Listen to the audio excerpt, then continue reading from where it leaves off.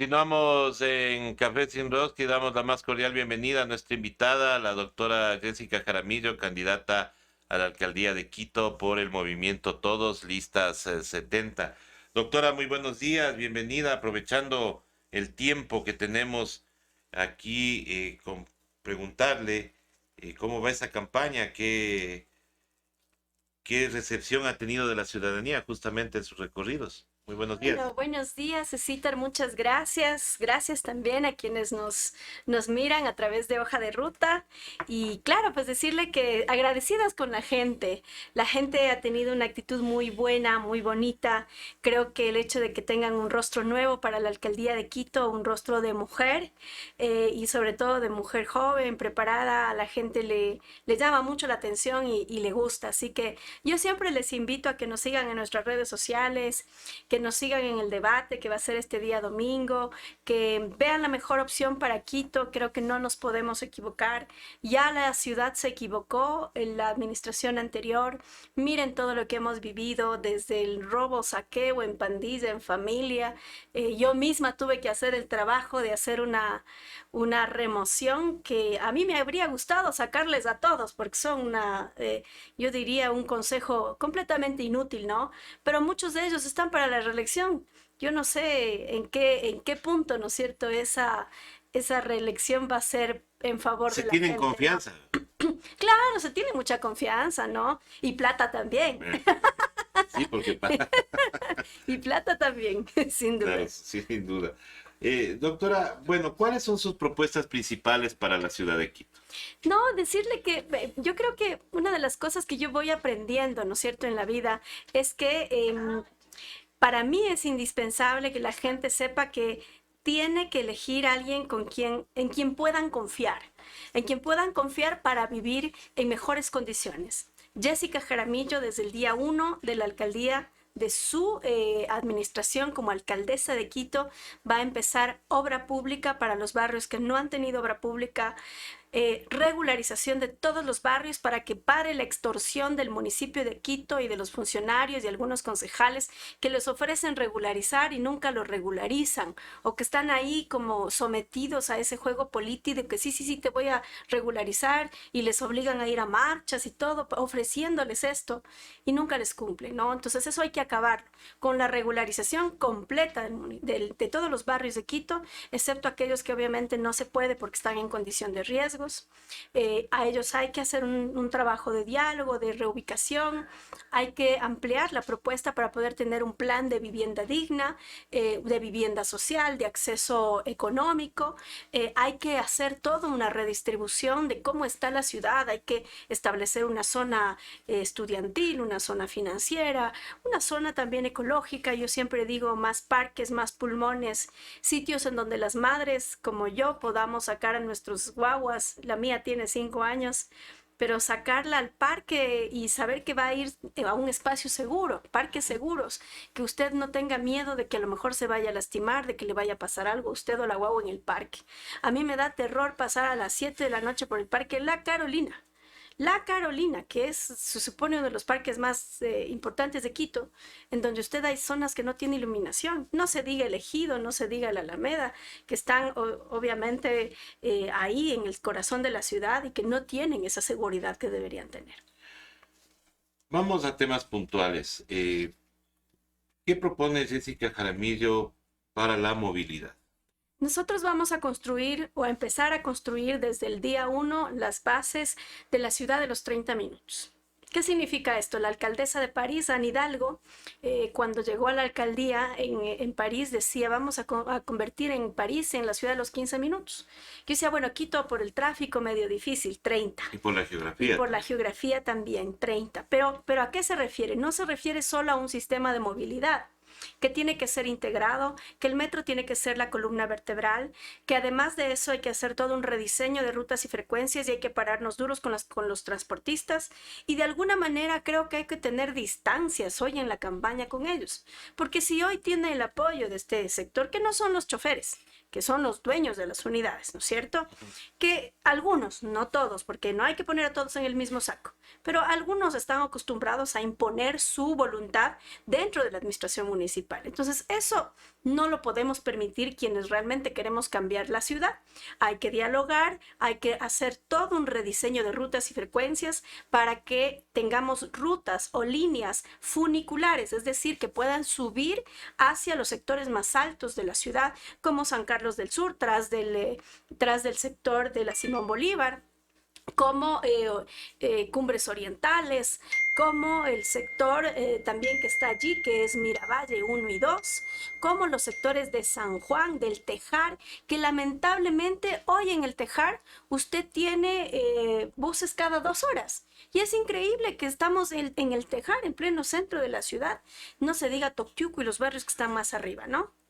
Así que ese rediseño de rutas y frecuencias va a hacer que todos estos buses abastezcan de pasajeros al metro de Quito, para que ahí sí el metro de Quito, que al fin tiene que funcionar algún día, y lo vamos a poner a funcionar, pero lo primero que vamos a hacer es retirar la placa del señor Guarderas, porque de manera sinvergüenza él y sus concejales que están ahí, que se repartieron el municipio, ahora por una cuestión de ego ponen una placa y dicen ya lo puse a funcionar, pero si hasta ahora no funciona, ¿cómo es eso? Ni un gusanito funciona. El 5 de enero dijeron pues que ya iba a rodar. Claro, pero ni el gusanito funciona No, allá adentro. Hasta ahora no funciona. Lo que sí funcionó es para pegarse una buena chupa unos dos jóvenes de allá. Claro, y por eso tampoco podemos hacer. No, A la pues gente hay que decirle, o sea, esas Pero cosas. verá que era en la semana en que supuestamente estaban enseñando a usar las paradas. Ay, Dios mío, eso es un riesgo. Por eso es que hay que hacer este proceso de manera responsable. No se puede tomar una decisión improvisada. Hay que hacerlo de manera responsable, funcionar el metro, pero sobre todo hay que hacer estas rutas circulares. Yo siempre digo que hay que tener un sistema integrado de transporte y también de recaudo. El sistema integrado de recaudo es muy importante porque tenemos que lograr en Quito que con un solo pasaje usted se movilice desde Guamaní a Marianitas en Calderón y que además lo haga de manera rápida, sin mayores contratiempos. Y obviamente otro de los elementos que nosotros planteamos es la tarifa social del transporte público.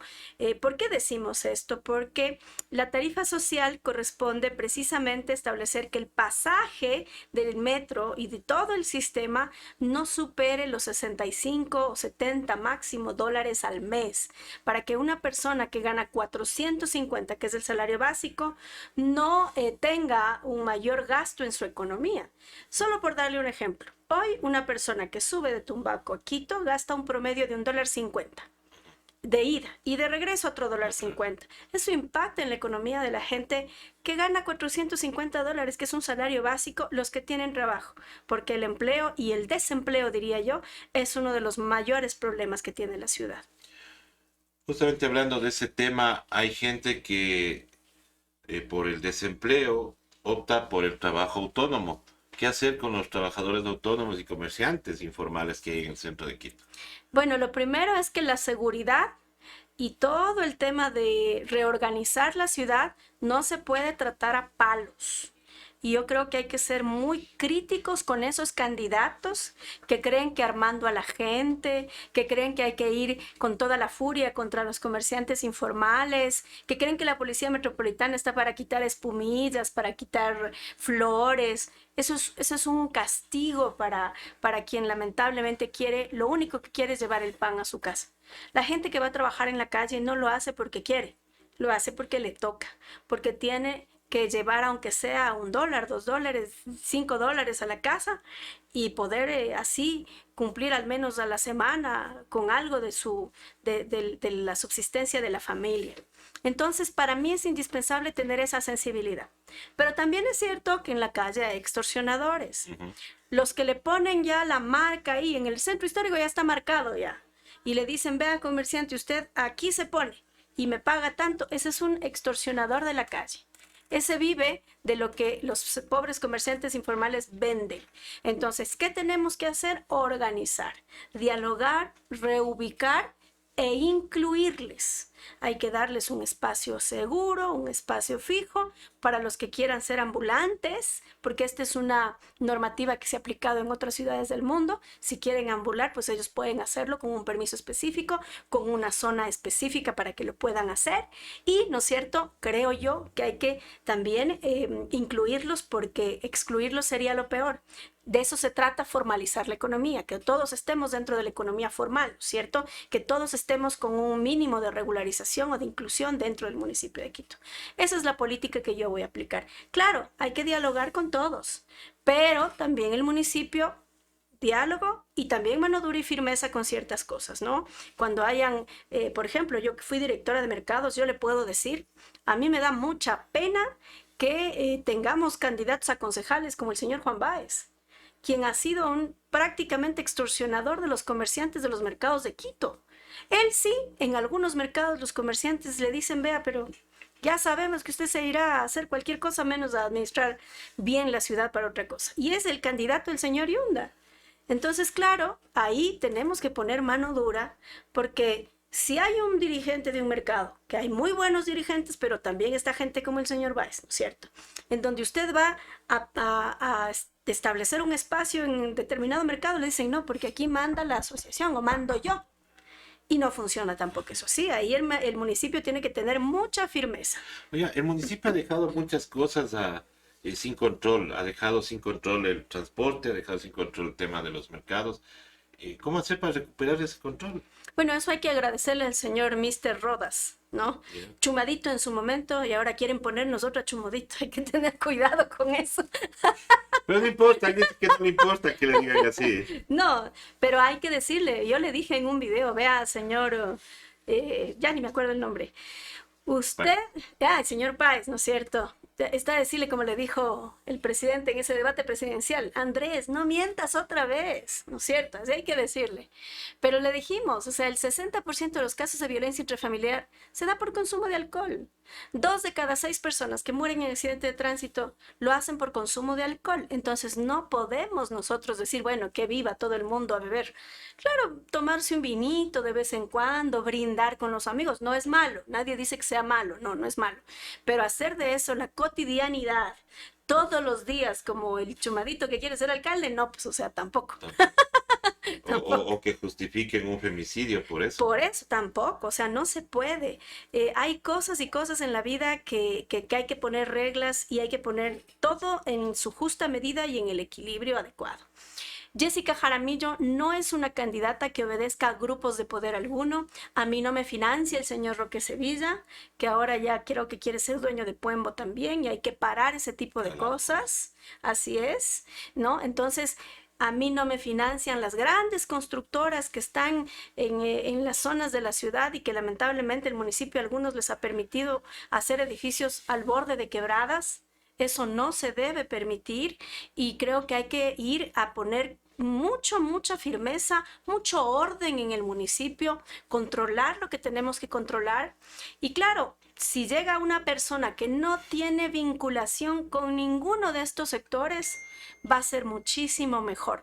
Ya me han de decir capaz que los narcos me están financiando. Tampoco, por si acaso tampoco. Aquí hacemos un esfuerzo colectivo todos. Tenemos muy buenos candidatos que están trabajando todo el tiempo en el territorio y Jessica Jaramillo es una mujer del pueblo. Por eso decimos Quito con rostro de mujer, pero no las muñequitas de la oligarquía, con la gente del pueblo, con la gente que la sufre y sabe lo que es, cuánto cuesta un litro de leche, cuánto cuesta un cafecito, cuánto cuesta llenar la olla para poder salir adelante. Así que creo que esa sensibilidad que tenemos las mujeres va a ser de mucha utilidad para la siguiente administración municipal. Jessica, ¿usted qué va a hacer por el trabajo sexual, por las trabajadoras sexuales que están en el centro? Muchas de ellas sin protección, muchas de ellas sin un lugar específico donde trabajar. Miren, con ellas, de hecho, hay avances ya en el diálogo entre habitantes y este sector de la sociedad que no podemos discriminar, ¿no es cierto? No podemos invisibilizar y al contrario, el municipio debe trabajar por darles un espacio digno para el ejercicio de su trabajo. En eso es en lo que yo me voy a concentrar.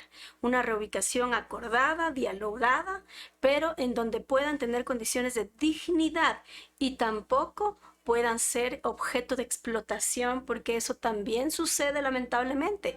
El centro histórico tiene una crisis enorme porque hay sitios abandonados, inmuebles municipales, públicos y privados abandonados por una normativa que nos dejó ahí ciertos concejales en donde la gente no puede intervenir en esas casas. Entonces, ¿qué hay que hacer? Primero, lograr cambiar esa normativa para que la gente pueda intervenir en esas casas, para evitar la gentrificación del centro histórico. No vamos a expulsar a la gente que ha sido tradicional de ahí del centro histórico. No debemos hacer eso. Mucho menos creo yo que el centro histórico no está como para que estas grandes cadenas de cafeterías y todo esto lleguen al centro histórico. Más bien creo que lo que tenemos que hacer es potenciar los negocios que están ahí, de la gente que vive ahí en el centro histórico. Y adicional, esta es una forma que nos va a permitir tener más atractivos turísticos, porque cuando usted llega a un sitio y un turista lo que le gusta de la ciudad no es pues que llegue usted y vea la misma cadena, por darle un ejemplo, Starbucks, lo mismo que ve en Nueva York, ve aquí, no, pues ya no le va a gustar, ¿no es cierto? Entonces tenemos que dar una dinámica diferente. No a la gentrificación del centro histórico, pero sí hay que trabajar en la erradicación del microtráfico y la trata de personas que con el dolor del alma hay en el centro histórico, que la policía lo sabe muy bien, que el municipio lo sabe muy bien y que nadie hace absolutamente nada. Entonces, el trabajo que hay que hacer es enorme y solo podemos hacerlo con decisión, con mucha firmeza y también con mucho conocimiento sobre la administración pública. Porque si usted no conoce, créame que si llega un alcalde que desconoce cómo funciona el municipio, a la semana ya lo tienen rodeado los mismos de siempre y se jodió 4 años más. Entonces, hoy este es el momento para que la gente pueda identificar quién realmente va a cumplir y a poder cumplir lo que le dice. Y el otro día me decían, no, pero es que el señor Yunda va primero. No les va a poder cumplir nada porque no se va a poder posesionar. No tiene derechos políticos. Y se posesiona, el gobierno de Lazo lo manda a sacar. Así de simple. Ahí viene una pregunta porque hay esa duda, ¿no? Justamente usted dice no se va a poder posesionar. Pero muchos apelan a que esa sentencia no esté ejecutoriada. Se puede ejecutoriar en cualquier momento porque el recurso horizontal, esto lo dice una abogada, yo hablo en este momento como abogada, un recurso horizontal de aclaración o ampliación de una sentencia no cambia el fondo de la sentencia, pues los abogados lo sabemos y presentan un papelito que dice que el CNE que no tiene recursos pendientes, pero claro, sí es lógico, ese papelito dice la verdad. Lo que no le dice la gente del señor Yunda al pueblo de Quito es que no tiene derechos políticos y que lo único que falta es que el tribunal se reúna y que esto puede pasar hasta antes del mes de mayo o puede pasar una semana después de que se posesione. Ahí viene la confusión. Claro. Si no tiene los derechos políticos, ¿cómo llegó a ser candidato? Porque pusieron, ¿no es cierto?, un recurso para evitar precisamente que se ejecutoríe la sentencia y jugaron con los tiempos. Esto es pura leguleyada y sapería. O sea, sí, pero no podían, sapería jurídica. Antes de que le pongan en firme la candidatura, no podían haberle interpuesto algo, No, apelarle como candidato. No, no se podía porque le iba a exigir el CNE una sentencia ejecutoriada, ¿sí? Ahora, a mí me llamaban, vea, yo mejor me guardo los nombres porque a veces me da iras, ¿no? Que digo, ¿cómo puede ser posible? La candidata de los ricos nos decía y del gobierno llamaba por ahí a que por favor pongan la denuncia, que no le dejen participar. El otro, pues lo que digo, el otro, el que decía que es valiente porque salió a la Shiris, también llamaba a decir que por favor den poniendo la denuncia. Yo les digo, y que no eran tan machitos, tan valientes, tan todo, era que pongan ellos, pues. Claro, sino que claro, sabían que no se podía y entonces querían un burropié, perdón la expresión, pero querían un burropié para que vaya y haga el ridículo y ellos estar impolutos, ¿no? Entonces, no, ahora también les voy a preguntar exactamente lo mismo. ¿Dónde estuvieron todos los candidatos cuando esta ciudad era saqueada, asaltada y robada por una familia a la que yo le he llamado el Bucaramato criollo? ¿no? Y yo me acuerdo claramente que escribí un artículo de opinión en el 2017, el 17 de junio, perdón, del 2021, el 17 de junio del 2021, que decía, Quito no se yunda. Y ahora ya veo que ni siquiera los derechos de autor agradecen, Así ya les va están a poner, ocupando. claro, ya les va a poner una denuncia ahí para que reconozcan derechos de autor, pero si eso Pero sí se copian, quitó. pero si eso copian, ¿qué irán Claro. a hacer en el municipio? Pues sin Ahora, eso respetar. otra confusión que tenemos justamente sobre ese tema es, hay una investigación sobre la sentencia redactada supuestamente por el secretario del Consejo, que era el abogado de Guarderas. Esto no le frena a la sentencia hasta No, que se resuelva. no, ese es un invento del señor Richard González, que es el juez ponente, que no sé por qué razón actúa de manera diferente como dice la ley, está actuando contra derecho. De acuerdo al artículo 217 del Reglamento de Trámites del Tribunal Contencioso Electoral, el señor Richard González tenía 2 días, apenas 2 días, para aclarar o ampliar la sentencia. ¿Qué es lo que tenía que haber hecho? En legal y debida forma. Él puede ser sancionado por lo que ha hecho, porque ha incumplido la norma del 217. Y por otro lado, lo que tenía que haber hecho era aclarar y ampliar la sentencia, ¿no es cierto? Entregar la notificación en los 2 días que manda el reglamento, y ahí podía haber tranquilamente dicho, váyase este documento, lo que sea, investigación en fiscalía. Pero él zapamente, porque es una zapería jurídica. Los abogados que litigamos sabemos claramente cómo se hacen estas cosas, ¿no es cierto? Una zapería, por eso tiene una denuncia precisamente por haber actuado en esta forma, ¿no? Entonces, él lo que debió haber hecho era eso, o sea, mandar directamente a fiscalía, pero aclarar y ampliar la sentencia. Porque póngase que el proceso se archive. A ver, o póngase que no llegue ni siquiera a etapa de juicio. Entonces, todo eso hay que tenerlo sumamente claro. Una investigación fiscal, a diferencia del candidato Yunda, que ya le voy a explicar también qué es lo que están haciendo con las encuestas, porque esa es una manipulación política que están haciendo con la gente. El gobierno tiene metidas las manos en la elección de la alcaldía de Quito.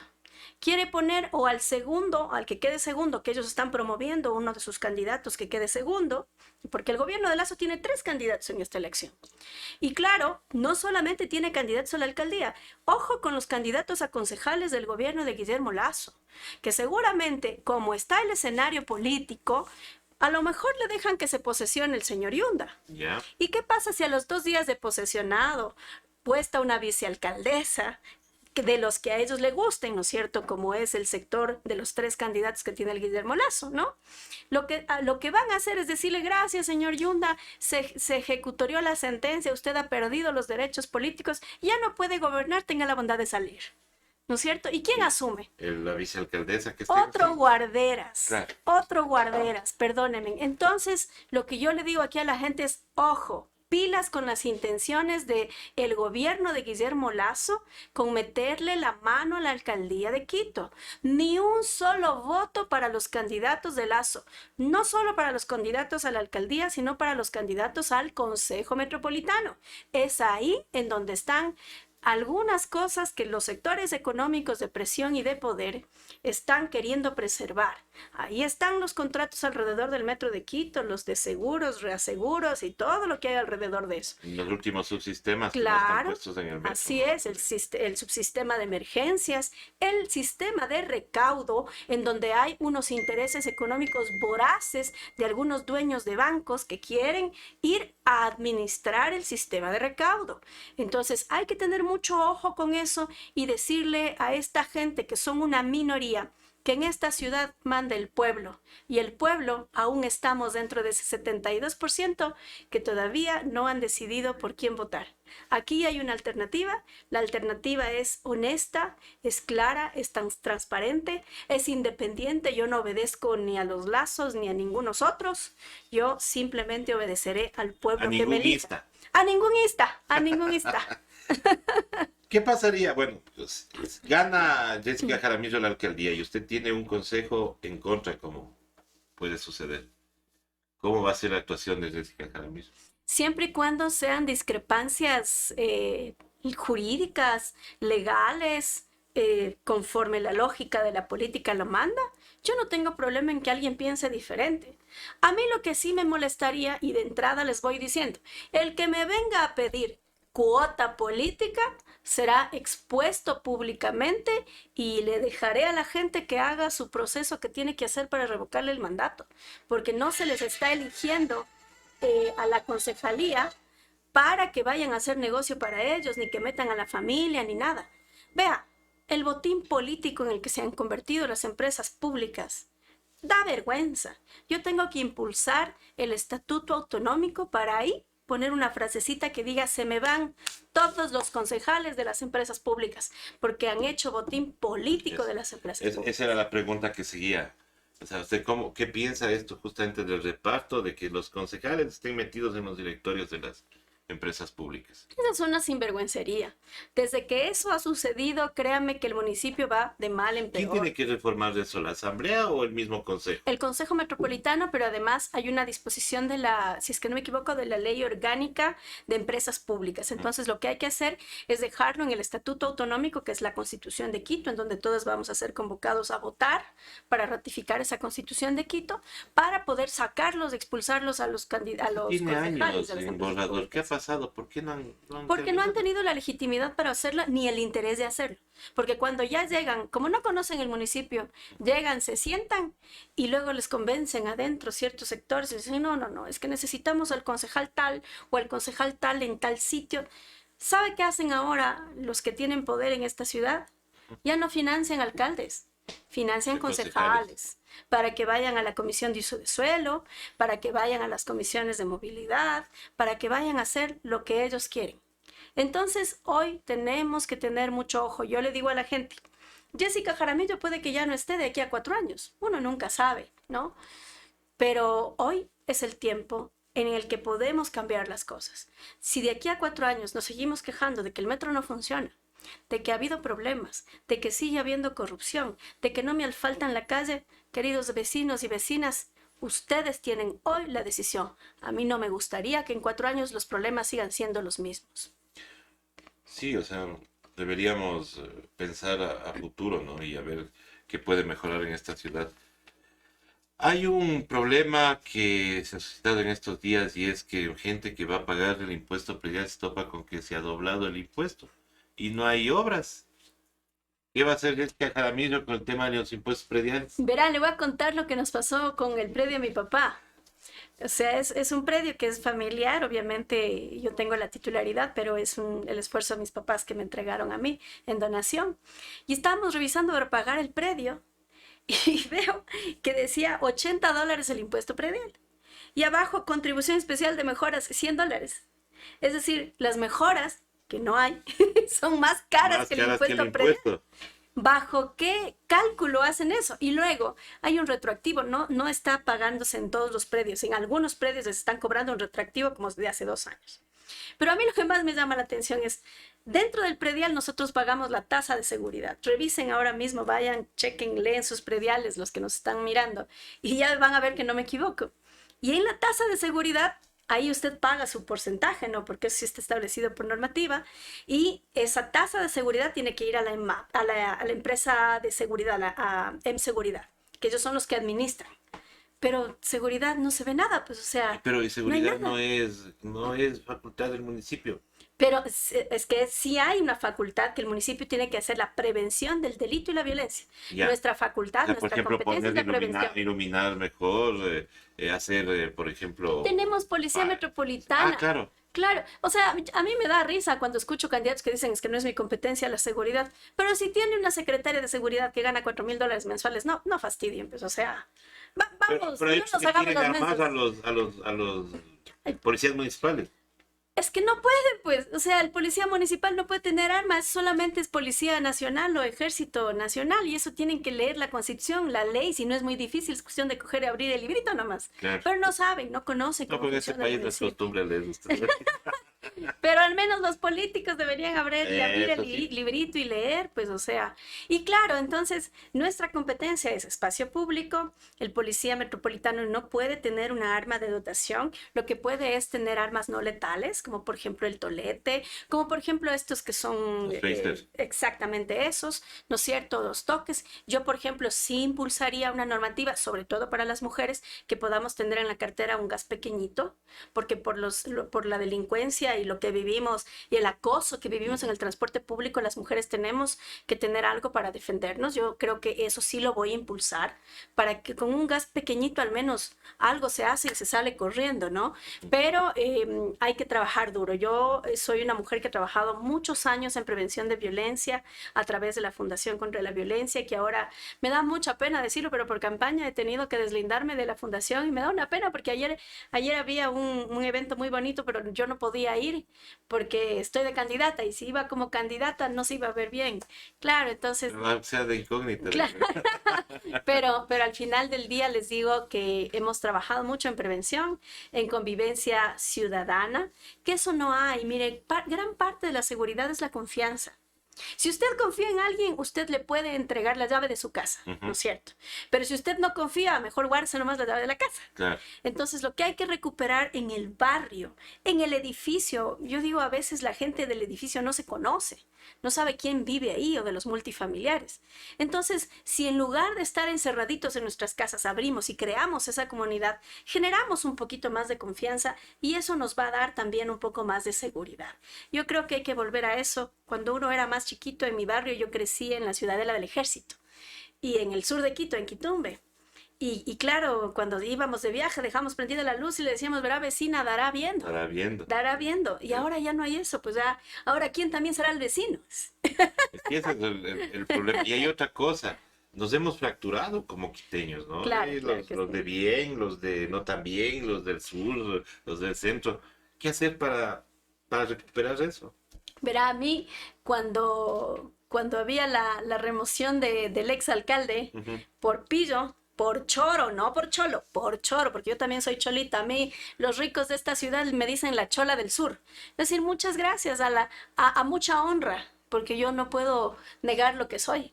Además, agradezco que me digan la cholita del sur, ¿no es cierto? Ujú. Pero a mí me decían quiteña de bien. Yo decía, qué chistoso, pero si yo soy quiteña de bien al sur, pero de bien al sur de Quito. Así que nada, decirle a la gente que confíe en una mujer honesta, que tiene las manos limpias, que nunca he tenido un proceso judicial en contra que me complique, que yo le deba algo a alguien, he pagado mis deudas, siempre intento tener buena relación con la gente, nunca he tenido un problema en Contraloría y quienes han trabajado conmigo en el sector público, porque tengo bastante experiencia, saben que soy jodida. Sí, soy jodida, pero porque me gusta que las cosas se hagan de manera correcta y recta. Y cuando no se hacen así, ahí es cuando tenemos problemas. Oiga, yo decía ayer cuando estábamos haciendo la agenda, decía coincidencia o no, pero justo hoy tengo tres candidatas, ¿verdad? Qué Empiezo con lindo. usted, luego viene una candidata a la reelección, luego después está una candidata por el centro. O sea, realmente la participación de las mujeres es bastante ahora. Y qué bueno que sea así. ¿Quiénes le acompañan a usted en la lista? ¿Cuáles son sus concejales? Bueno, este es el siglo de las mujeres. ¿Ya? Yo creo que las mujeres estamos haciendo cambios profundos y creo que eso nos va a llevar a tener la primera mujer alcaldesa de Quito, que va a ser una mujer del pueblo. Jessica Jaramillo es la mujer del pueblo que es candidata. Los demás corresponden a la vieja política. Yo digo que son dinosaurios políticos, a los que ya tenemos que jubilarles. Pero ¿quién me acompaña a mí? A mí me acompaña gente joven y gente nueva. Jonathan Carrera en el sur de Quito es bastante conocido, pero es la primera vez que yo sí le convencí de que sea candidato. Pero ella no es tan joven. No, él no es tan joven, pero es nuevo, Sí, porque en bueno. política nunca ha estado. Entonces, Jonathan es un buen trabajador, él está en el territorio 24/7, va al noticiero, sale otra vez a caminar, regresa al noticiero, otra vez a caminar. Es buen trabajador, es una buena persona. El tema de los perritos que se había señalado esta semana, yo decía que mi propuesta es tener un albergue pero también es cierto que hay momentos en que hay que tomar decisiones difíciles, porque los animales también sufren. Y a mí, por ejemplo, me molesta muchísimo con esta gente que no tiene perdón de Dios, digo yo, cuando les dejan encerrados a los animales, o tienen animales y los encadenan, o peor aún, los dejan encerrados en el carro para los otros ir a estar bien bonitos y alegres en el centro comercial. Esas cosas no se hacen, ¿no? Si usted va, por ejemplo, por la calle de los Perritos, que es ahí la bajada a Conocoto desde la zona de la Argelia, más o menos, usted va a ver que la gran mayoría de perritos que hay ahí tienen dueño.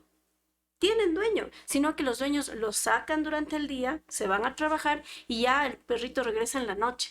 Entonces, esa tenencia tiene que ser sancionada porque es una tenencia irresponsable, ¿no? En el centro tenemos una joven chica de 20 años de edad que se llama Nicole Dávila, que es quien abandera la lucha de los jóvenes. Ella trabaja mucho por los temas de la agenda de jóvenes y mujeres también.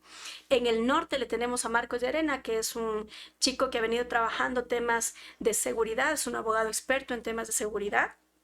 Y venimos trabajando con procesos de alarmas comunitarias, de hacer marchas exploratorias para ver en dónde se puede poner la alarma, pero además no solamente colocar la alarma, sino además esta unidad del barrio, que es la que nosotros planteamos que es necesario. Eso va a ser parte de nuestro plan de seguridad ciudadana también.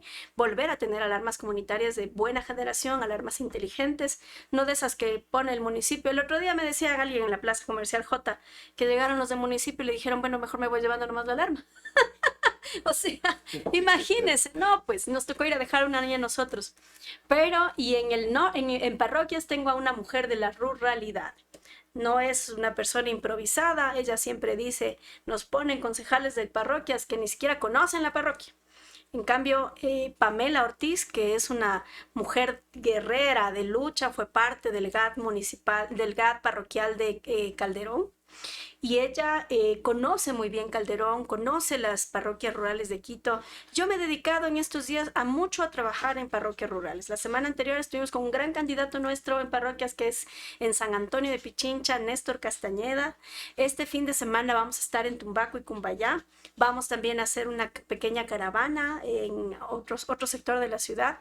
Y más bien decirle a la gente que nos apoye, que conozcan quién es Jessica Jaramillo, qué es lo que propone a la ciudad. Yo siempre digo que soy la más joven, la mejor preparada, y si me quieren ver guapa, también.